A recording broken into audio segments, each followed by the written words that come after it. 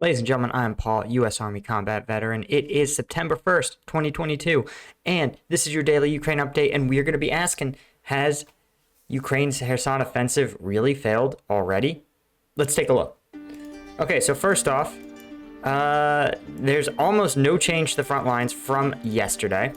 Now, obviously, the Kherson line of contact, Ukrainian Ministry of Defense has asked that there not be any updates or speculation about territory changes until they have disclosed the seizure of territory.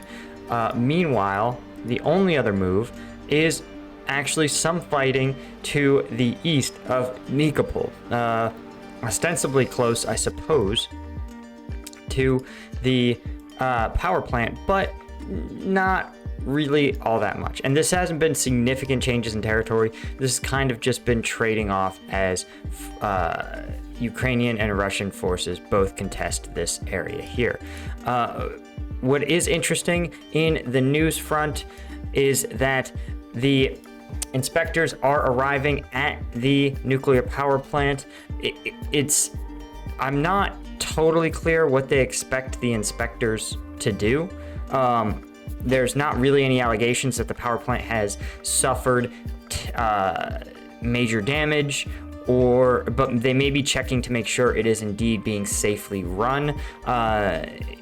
Nuclear inspectors are not qualified to assess the tactical vulnerability of a station like this, but again, they can probably do a basic check of some of the security apparatuses, especially as it relates to the storage of radioactive material.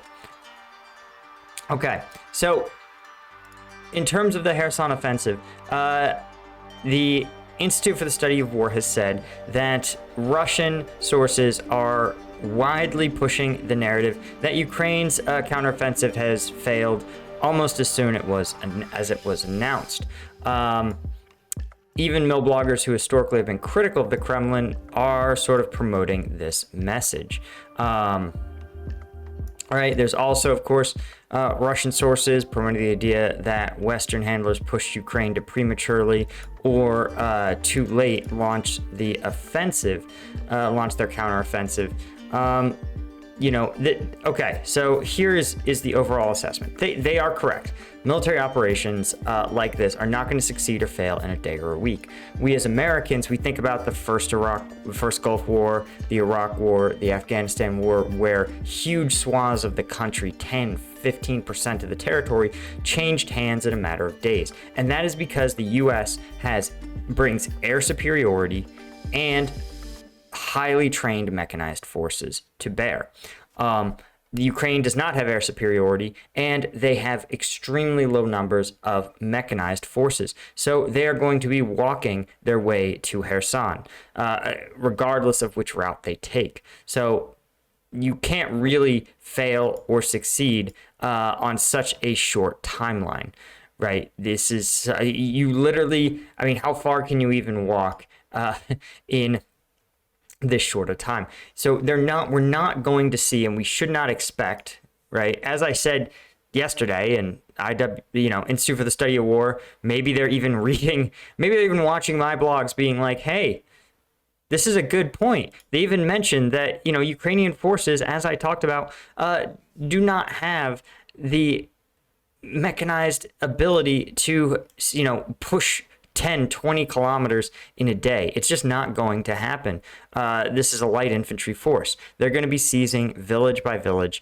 And they make another interesting point that a counteroffensive like this relies a lot on information operations and can rely heavily on deception.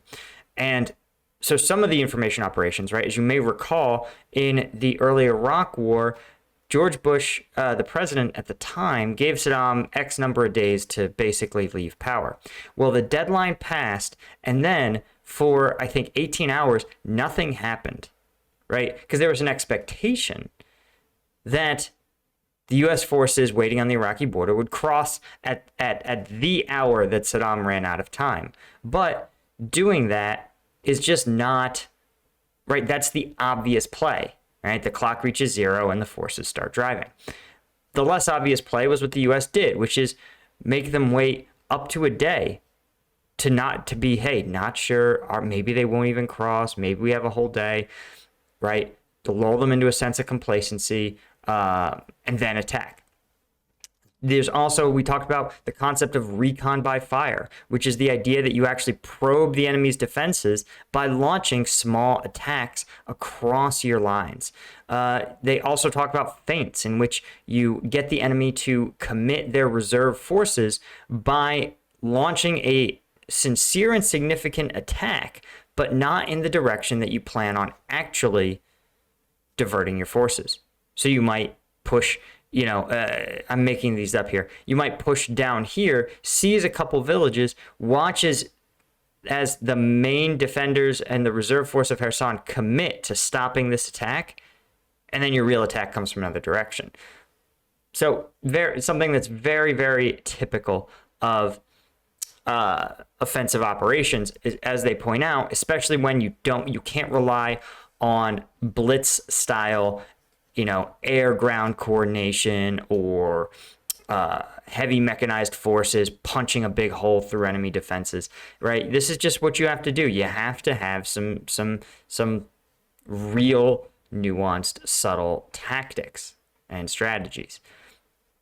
So, as they point out, this isn't something that we're going to see. The Ukrainian Ministry of Defense itself has said, be patient. Don't expect this to look like a blitz, right? We are going to be taking things one bite at a time. So I'll be very curious if maybe in a week or two we start seeing some recognized progress. But it will be a really, really interesting turn of events. Anyway, guys, that is pretty much it for the update. We talked a little bit about the inspectors. That's all I had. Thank you so much for joining me, as always. And of course, if you want to see the combat video breakdowns that YouTube doesn't really allow anymore, you see I still try to break down what I can, but the best stuff is on the Patreon. Thanks to my Lieutenant tier patrons. I'll catch you guys in the next one.